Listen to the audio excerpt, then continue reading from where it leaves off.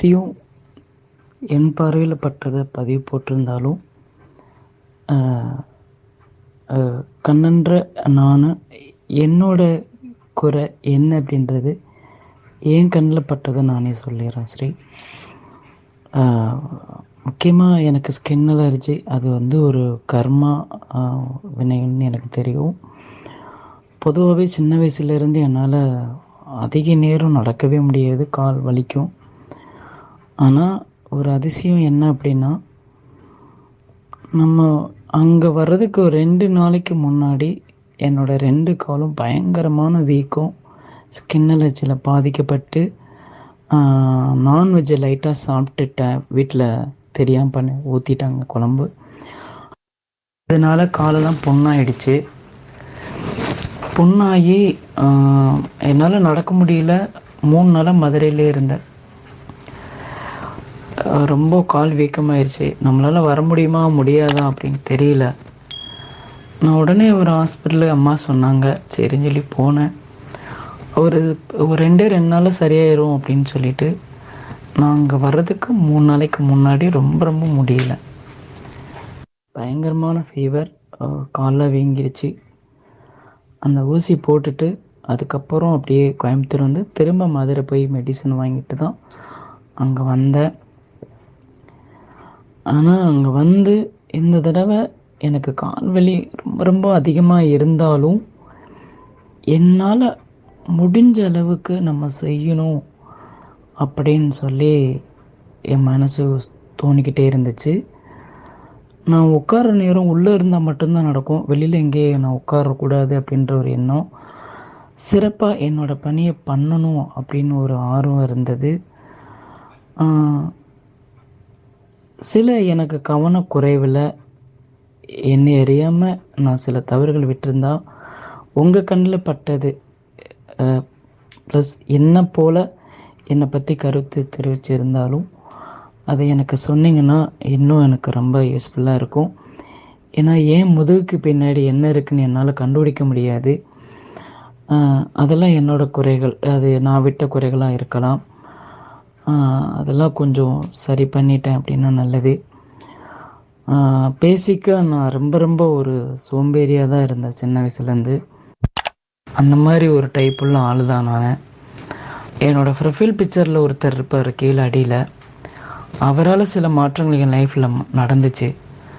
So அதனால தான் என் life சேஞ்சஸ்ன்னு சொல்லிட்டு அதில் போட்டிருக்கேன் மாஸ்டர். இன்னும் நான் சிறப்பாக இது பண்ணும். நிறைய கர்மம் இது என்ன சுற்றிட்டுருக்க மாதிரியே எனக்கு ஃபீல் ஆகுது. நிறைய கஷ்டங்கள், பொருள் நஷ்டம், பண கஷ்டம், நிம்மதி இல்லை, இந்த மாதிரி அத்தனை சோகங்கள் இருந்தாலும் இப்போ நம்ம அந்த விபாசனா வந்ததுக்கப்புறம் இந்த கால் வலியை என்னோடய வலி இல்லை அப்படின்றத பார்க்க முடிஞ்சது. அந்த மாதிரி உணர முடிஞ்சதுனால என்னால் அந்த வலியை கொஞ்சம் கண்ட்ரோல் பண்ண முடிஞ்சது, என்னால் தாங்க முடிஞ்சதுன்னு நினைக்கிறேன். இன்னும் நான் சின்ன வயசில் நிறைய தவறுகள் நிறைய இது பண்ணியிருந்தாலும் இந்த மாதிரி இருக்கும்போது என்னை அறியாமல் நான் எந்த ஒரு தவறுகள் பண்ணக்கூடாது அப்படின்னு தான் நான் நினைக்கிறேன். அந்த மாதிரி தான் நான் நினச்சிக்கிட்டு இருக்கேன். இன்னும் முழு ஈடுபாடோடு நான் மாறணும்.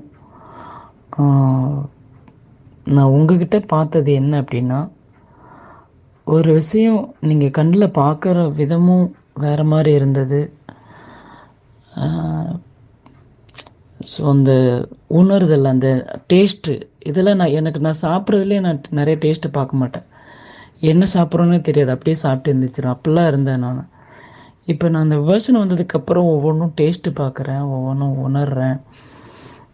இந்த மாதிரி ஒவ்வொன்றும் பார்த்துட்ருக்கேன். இன்னும் நான் சிறப்பாக பண்ணணும்.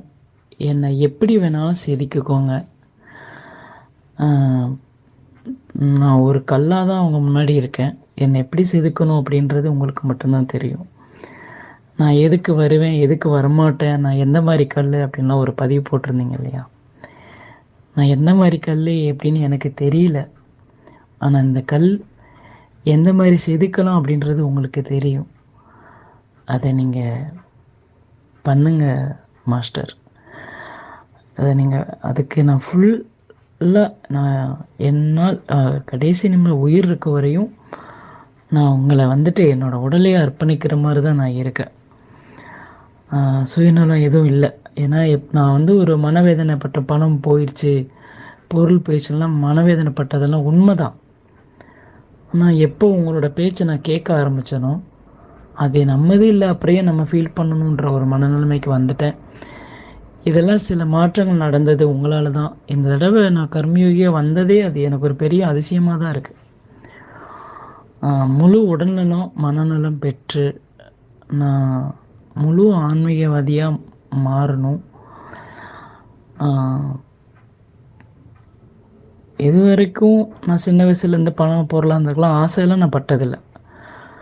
ஒரு சித்தப்பா பெரியப்பா அவங்கெல்லாம் இருக்காங்க, இருந்துமே எனக்கு எந்த ஒரு சப்போர்ட்டும் இல்லை. அப்பா இறந்ததுக்கப்புறம் நான் தனிமையில் விடப்பட்ட மாதிரி தான் இருந்தேன். எனக்கு சப்போர்ட்டும் ஆதரவு யாருமே இல்லை. அதனால நான் மேக்ஸிமம் தனிமையில் தான் அதிகமாக வாழ்ந்திருக்கேன். கூட பிறந்தவங்களும் யாரும் இல்லைன்றதுனால தனிமையிலே வாழ்ந்து வாழ்ந்து என்னையவே என்னை நினச்சி நானே என்னை திட்டி அந்த மாதிரி நிறைய பண்ணியிருக்கேன். ஒரு தப்பு பண்ணிட்டேன்னா நானே என்னை திட்டுவேன். நீ திருந்தவே மாட்டியா அப்படிலாம் என்னையே நான் திட்டிக்குவேன். நான் எப்போ தான் நீ மாறுவ, எப்போ தான் இப்படி பண்ணுவேன் அப்படின்ட்டு அந்த மாதிரிலாம் கொஞ்சம் கொஞ்சம் மாற்றி இதுவரை லைஃப் வந்து நிற்குது. 39 வயசு வரையும் வந்து நிற்கிது. இனிமேல் எந்த ஒரு கர்மாவும் பண்ணக்கூடாதுன்னு நான் நினைக்கிறேன். நம்மளோட இதுக்கு வந்ததுக்கப்புறம் இந்த விபாசனாவுக்கு எனக்கு நிறைய மாற்றங்கள் தெரியுது மாஸ்டர். இன்னும் எனக்கு விபாசனாவில் வந்து ஒரு தனியாக ஒரு சின்ன ஒரு வாய்ஸ் மெசேஜ் போட்டிங்கன்னா நல்லது. ஏன்னா என் மனநிலைக்கு எனக்கு எந்த மாதிரி பண்ணால் நல்லது அப்படின்னு சொல்லிட்டு ஒரு சின்ன வாய்ஸ் மெசேஜ் போட்டிங்கன்னா நல்லது. சரி, என்னோடய குறைகள் இது எல்லாமே நீங்கள் ஒரு சின்ன ஒரு பதிவாக தனியாக போட்டாலும் எனக்கு ரொம்ப ரொம்ப நல்லது. நான் மிக்க நன்றி. சரி, என்ன புண்ணியம் செய்தேனோ